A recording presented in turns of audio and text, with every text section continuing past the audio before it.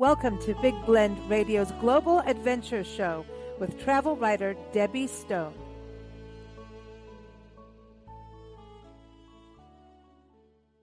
So, it is time for our episode with Debbie Stone, travel writer Debbie Stone, who we like to call Fire Monkey. But I think she met some fiery folks out in Seville in Spain. And Seville could be Seville, Sevilla. It depends. If you're going to be on the Spanish side, they put an A on the end, and on the English side, we put an E on it. But you know what? The best thing to do is to go there. And she's got a wonderful article all about her experiences in the charming city of Seville. And you can check that out in the episode notes. It's linked there, or go to bigblendmedia.com and you'll see it there. But welcome back, Fire Monkey. How are you? I'm doing well. Thanks for having me. And yes, I was in Spain, which is such a wonderful country to visit with so many different attractions and different cities and parts of the country. But this is really, I think it's one of the countries, probably one of the most countries beloved cities. It's very popular. It's very vibrant, very lively, lots of color, lots of festivals, lots of food, lots of history, lots of everything. And it's very, very charming and very walkable as well, which is great. And so, yeah, I had a wonderful time there. So you know what I meant about the fiery side. I'm not calling people monkeys, but the fire, there's like sparks as you went in there. And you said there was like this whole festival going and it's all colors and vibrant is the word. It's called the April Fair, and it's one of the most exuberant festivals in Spain. And so I was walking in the historical center of the city, and I noticed that there were all these people dressed up. Like the women were so impeccably, gorgeously dressed in these flamenco style dresses with fans and their hair and the flowers. And the men were like in suits and ties, and they were all like streaming and heading towards one direction. And I'm like, I have to follow these people. I'm curious because they're going somewhere. And I mean, it wasn't just like a group of people. It was just constant pairs and small groups and people taking the horses and carriages there. And so I followed them, and it went for quite a way along the river and across the bridge. And then you get to this like almost like a fairground, and there was like tents as far as I could see. And people, just masses of people, and they're all partying, and people are in the tents, they're out in the streets, they're dancing, they're eating, there's music, they're clapping, and it's this very, very, very, I don't know, just a kind of crazy, wild, exciting festival. And I asked a group of women in my halting Spanish, and thank goodness that they were able to understand and responded in somewhat of in their halting English, but they explained that it was this fair that happens every year, and it's a big deal. It goes on for a week, and they party like 24/7, and then it ends with a big, big like fireworks show at the end. But you'll see families and small children and older people and couples and, teens. And it's like everybody is there. And as I said in my story, it really gave me a appreciation for the stamina of these civilians is what I call them. But it was crazy, but it was such a wonderful thing. I didn't know that it was going to be happening then. And so it was really a surprise, but such a fun surprise, Yeah, normally, I mean, even trying to get a hotel booking at that point would be a little rough, I would think. But it seems like you got the luck of the draw there to be there. And it sounds like a Spanish style Mardi Gras, like, you know what I mean? It's kind of, but it's like, it's after, we have Mardi Gras, then everybody goes into Lent and behaves somewhat. And then after Lent, it's like, y'all, let's get down and party, but this is in Seville and they don't talk like that. But you know what I mean? It seems like that is like, all right, we've done our, whatever we gave up for Lent. Now let's go for it. Right. Yeah. Well, I think, it's held 2 weeks after Holy Week. Obviously, that's when they're Easter time and everything. Yeah. So it's, but it is such fun. And I would tell people, if they're really interested in seeing a very cool festival in Spain, that this would be a fun one to try to accommodate in your schedule if you're there in the spring. It just was a very, very delightful. And people are very, very friendly and welcoming. I mean, they were, wanting us to, dance with them. And, there was all these, food, and like they were cooking up churros in the big pots and, doing all this stuff. And then there was the Iberian ham, which is this very Ooh. thin sliced ham, and, all sorts of, of course, drinks, libations, were flowing freely. But yeah, the tents are really basically people, it's kind of like a private party for like a club or a family or an association. And so they have like their own bar and a buffet inside. And but Oh, but wow. everybody is like, but everyone is like, it's open aired kind of tent. And people are piling out of there and into the street. So it's kind of like, and people, like I said, people are very, very welcoming and hospitable, and they're like, yes, come and, come dance with us. So Wow. it was fun, really fun. Like I would get in trouble if I was there at that point. It does. It sounds like I would be like, all right, let's go tent hopping and friends, you know? Yeah. But the thing too, the city is just so historic. And in your article, you talk about, it's home to 3 World Heritage Sites. And on top of that, you went to Christopher Columbus's grave, like his resting place. Like, I think I would have words with him. I mean, it's such an interesting, like, it's like, I mean, when you think about what he did, it was pretty incredible.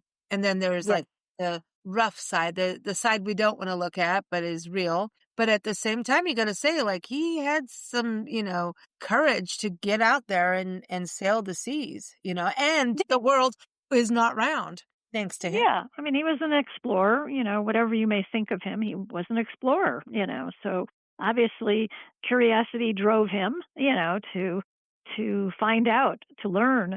But he is buried at the Seville Cathedral, which is, one of these World Heritage sites, and it's, dates goes back to like 1403, and it was on the site of a former Wow. mosque, actually. And there are some Moorish influences that remain. There's this gorgeous patio that's lined with orange trees, and I was asking somebody about those orange trees, and because I'd seen them in other places in the city. And so years and years and years ago, the orange trees were believed to have these happiness inducing qualities, which I thought was interesting. And that's why they planted all of them, not only throughout Seville, but in Spain. And, the fruit is now used. They're actually like kind of like, they're bitter oranges. So their fruit is really used to make like baked goods and jams and wine and those kinds of things. But and also there's this incredible tower, and you go up to the top of this tower, and I've never done this, but it's a spiraling ramp. Usually you go up these like staircases that wind to the top, and this one was like a ramp. So then I also found out that centuries ago, the prayer caller, he couldn't face doing that climb 5 times a day, so he rode his horse up. So instead of steps, there was this ramp, and you can get to the top, and it's a beautiful, beautiful view. But, inside the cathedral, there's, these incredible, beautiful altar pieces. And then, of course, there's the tomb of Christopher Columbus. And also I learned that, a lot of cities will say that they are the ones that hold the remains of this explorer, but they did DNA testing, and it proved beyond a doubt that this is the resting place of Columbus. Isn't it kind of wild with the places you've been to? Like, especially when you were in Australia and Hawaii and places like that, where you've been, where he really made a strong mark. Doesn't it, Definitely. doesn't it kind of come full circle for you having been to these places and then go like, dude, you, here you are. Like, I've been where you were, and Absolutely. seen those statues of you in different places of where you were and the complex history he left behind. And, it's interesting. I mean, just even in Hawaii, how he ended up leaving and what happened to I mean, a woman sat on one of his soldiers, no, sat on her husband because one of his soldiers was attacking her husband, who was up there in Hawaiian royalty. And it's because they were stealing things from his ship. They thought he was a godsend when he came, Christopher Yeah. Columbus. They thought he was, they had this prophecy of somebody was coming, and then they thought it was him. And then it, the Hawaiians started stealing like steel nails and stuff off the ship, and he got mad and went to attack. And anyway, that didn't work out so well. So it's got to be crazy going to his site and just kind of thinking about all these things that he did, good and bad, you know? I think that's Yeah. amazing. I would go for sure. I would definitely go. I think I bring this up because I think sometimes we are ignoring history that we don't like, and that's not good. We have to look at it for all of it, I think. Personally, that's just an opinion. And I would go to Christopher Columbus's resting space just I mean, this was a huge part of our history of the world. Huge. It's huge how he made things change. And yet at the same time, there's this horrible side. I would go for all the reasons, you know? Yeah. So I I think, think people you may know, not go, and I encourage them to go, you know? That's kind of I think right. it's, I think, you know, it's knowledge, Yeah. is important no matter what you feel or view or have an attitude. It's still, it's knowledge. If something is the truth, it's, to me, it's, I'm curious to learn what that truth is, whether or not I approve or, agree or whatever with what somebody did. It still is the truth. It's history, as we say. And, history has, definitely good, bad, evil, whatever. We have lots of things that happened in history, but it's, to me, I think knowledge is what I quest after. So that's, why I travel, is to learn. Mhm. Yeah. And I mean, it's pretty cool that you can say you saw Christopher Columbus's grave. You know, serious. It is. It's like, my gosh, all right. But then the cathedral and these buildings, I mean, the cathedral, I have a thing about cathedrals. Honestly, the work that goes into them is pretty amazing. How was this cathedral for you?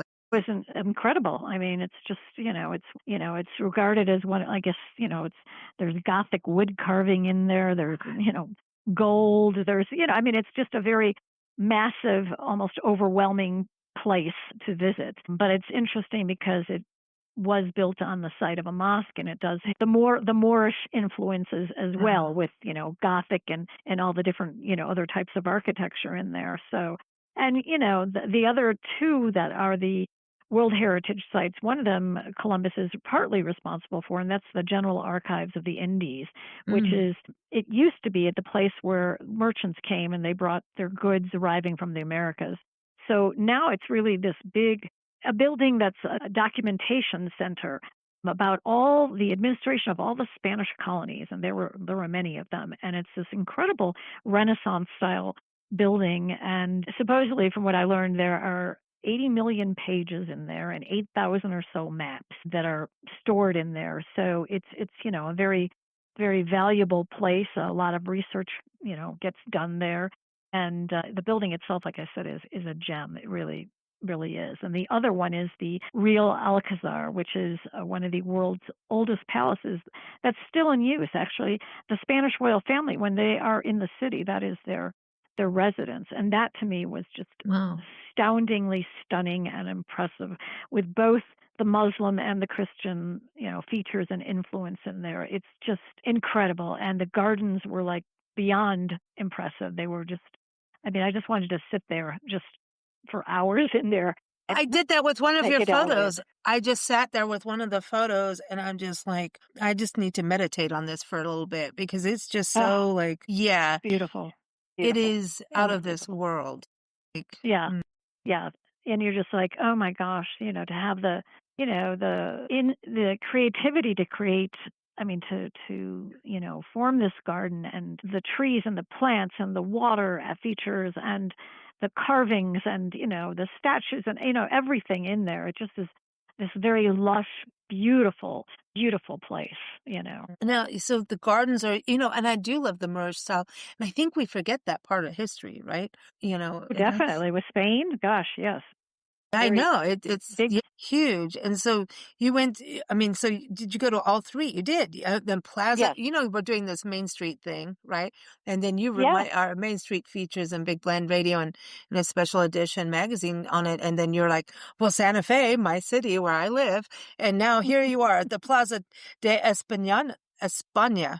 Yeah. So you did a plaza. I mean, I don't know. We're It's gonna have to do all this because you're doing all these amazing places. We may have to do a whole book of Debbie went to plazas and villages around the world. Well, Plaza de España is like one of the highlights. It's simply, it's gorgeous. It was built for the Ibero-American Exposition, and it's breathtaking in size and beauty.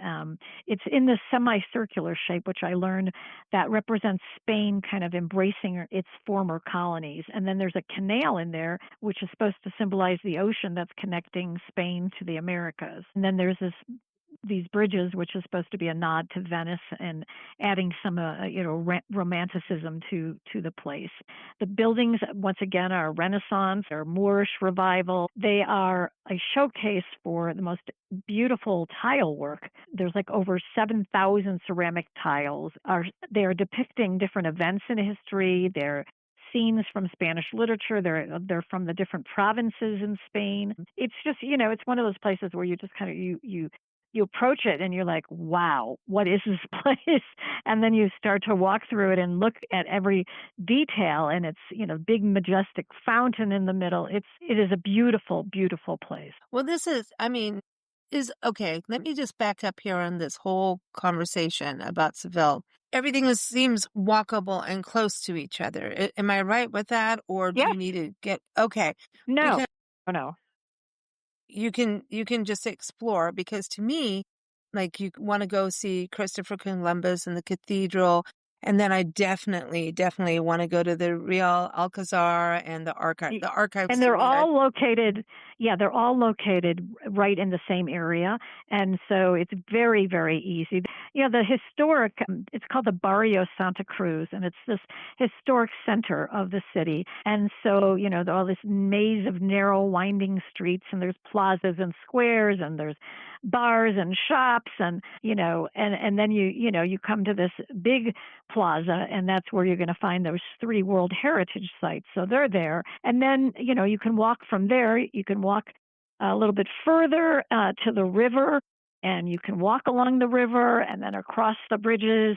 I mean, if you like to walk, it's very, I think it's a very walkable city. I like to walk, and I think it's the best way to see a place. Of course, if you, can't or you don't want to walk, of course you can, find a taxi. There are also those the carriages with the horses, and all those. There's other ways to get around. How was it for you living in Santa Fe? New Mexico has such a huge Spanish influence, right? It really does. And I mean, the architecture in some places I could see the semblance, but you've got so much adobe in Santa Fe. But did you feel kind of at home in some ways being in Spain? I think the whole idea of having food? plazas is a big deal. I mean, in Santa Fe, it's a big deal.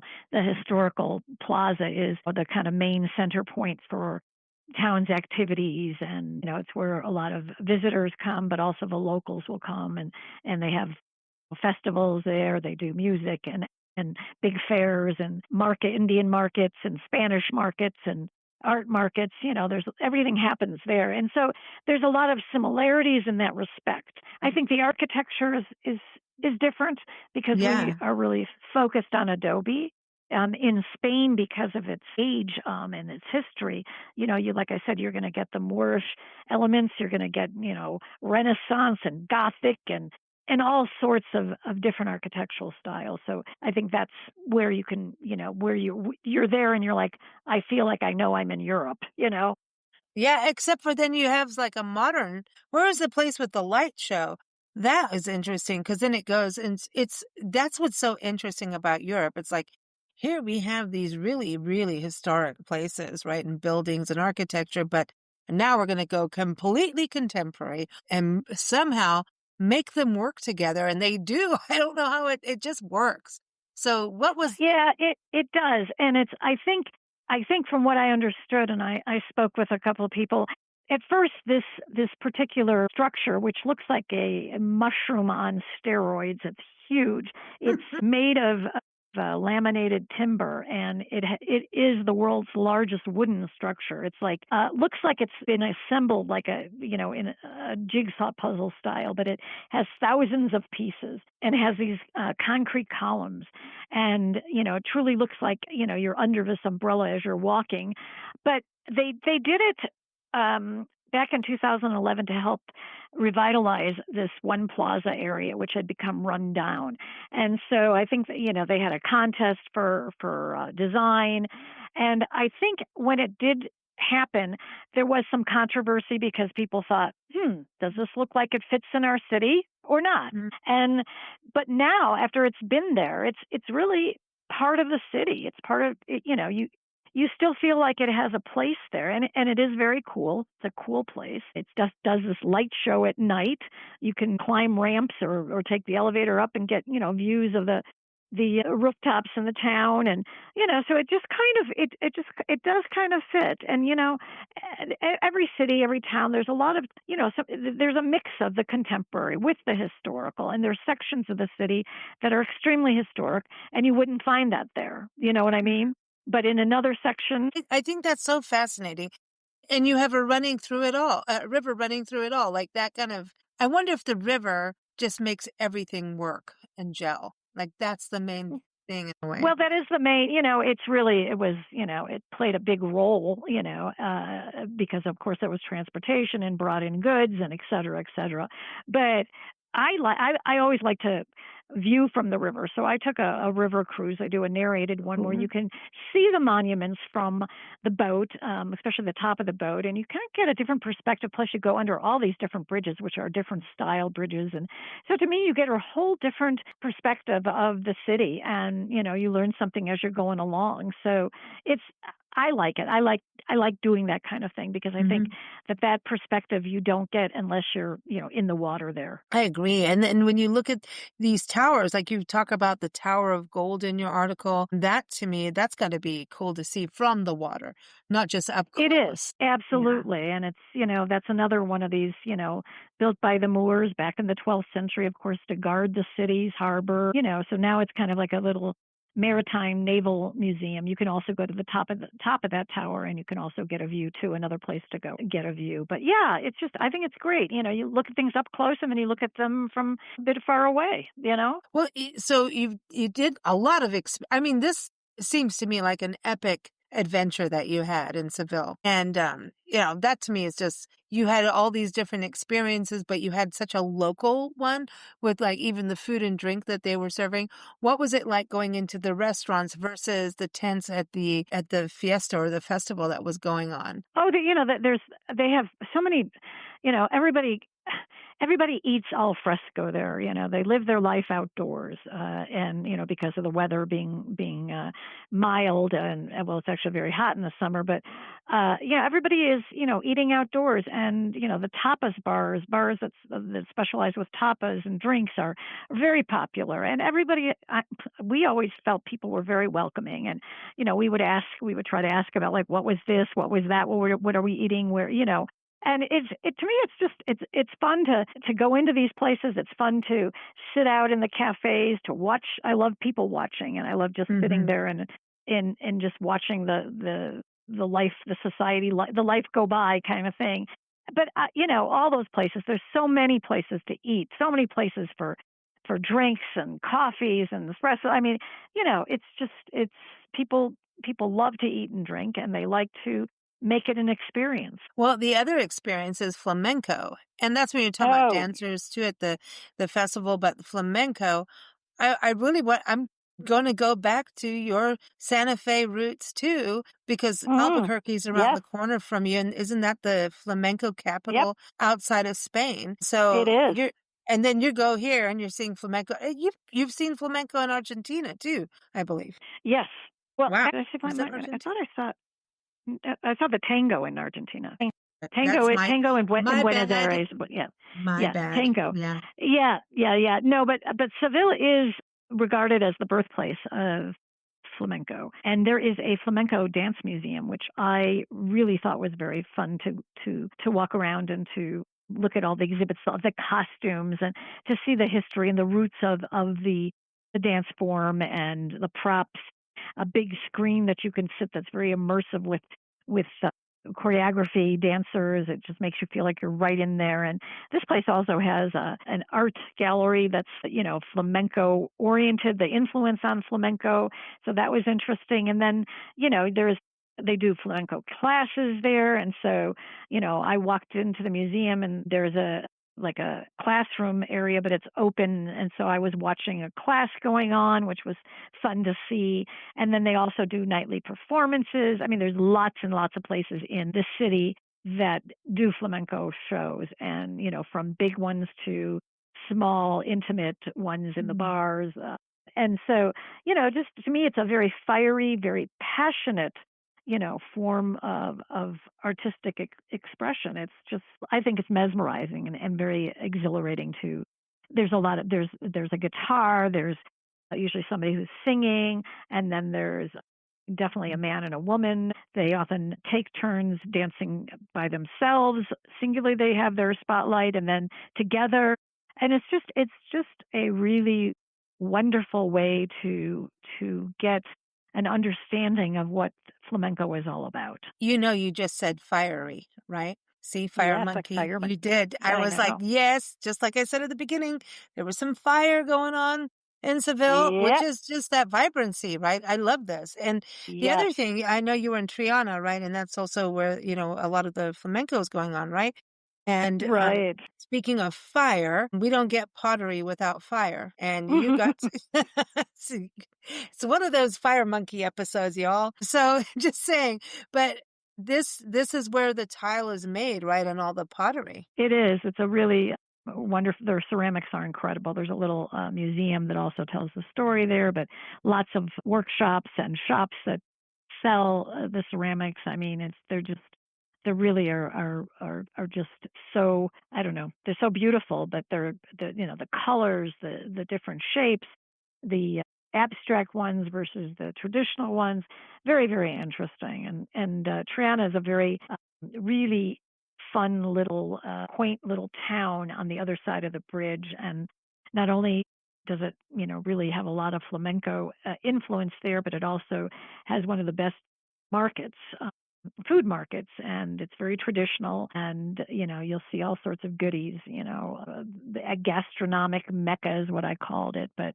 lots of fresh seafood and produce and all sorts of good things if you happen to be there at the market time. So yeah, so another place that's really fun to walk over to. And these are Mm. a little bit of a walk, but like I said, if you are really a walker and you like to explore a city that way, then definitely this is something that's walkable. Now you talk about the hotel in your article, and I thought that, the fact that you were there during this festival and this whole event, that was pretty lucky for you, but then the hotel, it seems like you chose a good hotel so that you could have easy access to go. Yes, the hotel Casa de Indias, and it's a nice little boutique place, which is what I do like, boutique Mm. hotels. But it is right next to that big mushroom, and a plaza there, and it's also just a hop and a skip over to the historic quarter area with all the narrow streets that I mentioned. And what's nice about this hotel is that it has its own rooftop, and you can go to the top of that rooftop, and you can get that same view that the mushroom has. And if you're staying there, or even if you're going to go and have a cocktail up there, you can just watch it for Mm. free, which is really quite nice. So we sat up there and had a drink later at night when it was dark and the light show came on. So that was a great place to be. It's funny about the mushroom that you kept saying that, because even when I was reading your article, I got the giggles because of you being in Madrid. And we recently, everyone, the last episodes, well, Debbie had 3 shows last month on, she's here every fourth Tuesday, but last month in July, she had 3 different segments that we aired all about her culinary experiences in Italy and Spain. And in Spain, it was in Madrid, and you had mushroom encounters there. So it seems that Spain like a mushroom place, or what? Was that just Madrid? Because as soon as I saw this thing about mushrooms, I'm like, what's going on in Spain? I mean, when you were in Seville, did you see mushrooms, or was it just the Madrid place that was into mushrooms? I did not. I mean, that was mostly this Yeah, I'm this just place in Madrid that was famous. okay. I don't. I think it was just kind of a coincidence that this mushroom structure Okay. happens to be in Seville. But because of the architecture designer, did not probably take mushrooms. I think they were thinking of kind of like an umbrella-ish type of structure, Which But and I think we got the umbrella from mushrooms. I mean, come on, look yeah, at it makes sense. So, yeah. anyway, I just was gonna ask. I was just asking because I'm like, hey, I don't know. I haven't been there, but this is so cool. What an amazing experience. I really want to go to Spain, but I have a last question, and this has to do with Yeah. ham. Is it different, like what we have as ham here in the States, and the ham there? Is it like just looking at it, it looks like it's night and day difference. Yeah, I don't eat meat, so I Yeah. did not eat it, but my husband did, and he said it's so thinly sliced and it tastes that is different. So I do believe that there is definitely Iberian ham. It has its own qualities, and that you'll find all these Iberian ham stores and stalls all over the place. Where you'll see it hanging, and so it's a big deal. So everyone, check it out. Everyone, the link for Debbie's article is in the episode notes. You can also go to bigblendmedia.com and just type in Seville with an E, Seville with an E in the search box. But thank you so much. It is always fun to hear Fire Monkey get into a Fire Monkey place. Well, thanks so much too. Talk to you soon. Bye-bye. Bye. Thanks for listening to Big Blend Radio's Global Adventures Show with travel writer Debbie Stone. Debbie is here every fourth Tuesday. You can keep up with us at bigblendradio.com.